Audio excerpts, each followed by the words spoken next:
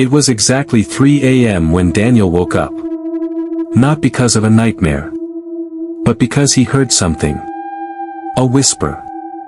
At first, he thought it was just the wind brushing against his window.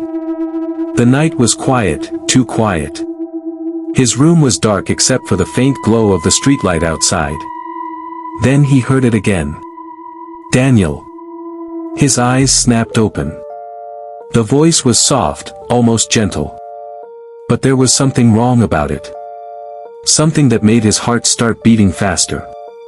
He sat up slowly and looked around the room. Nothing. Just silence. Daniel grabbed his phone and checked the time. 3:01 a.m. Then the whisper came again, this time from under his bed. Daniel. I can see you. His breathing stopped.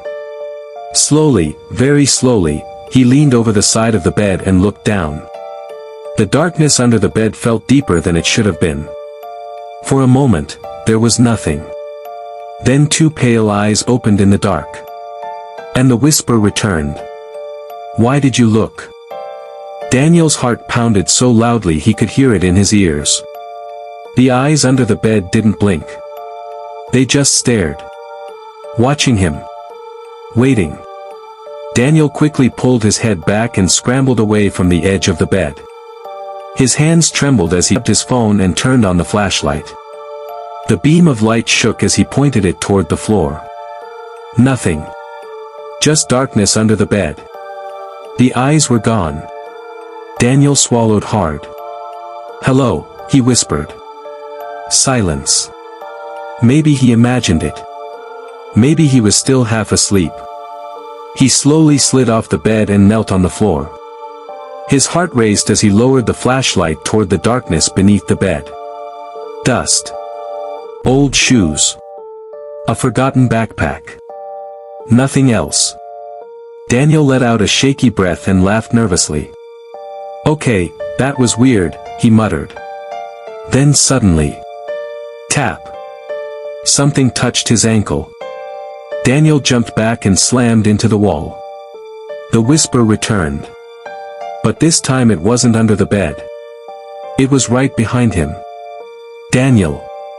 His blood turned cold. He slowly turned around. The room looked the same. The bed. The desk. The closet. Everything normal.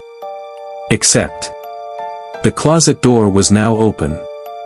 Daniel was sure it had been closed before. The darkness inside the closet seemed thicker than the rest of the room. And from inside it, he heard slow breathing. In. Out. In. Out. Then the whisper came again. Soft. Closer. Daniel, come here. Daniel shook his head. No. The closet door creaked wider on its own.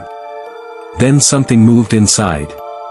A long, pale hand slowly reached out of the darkness. And the whisper said, I told you.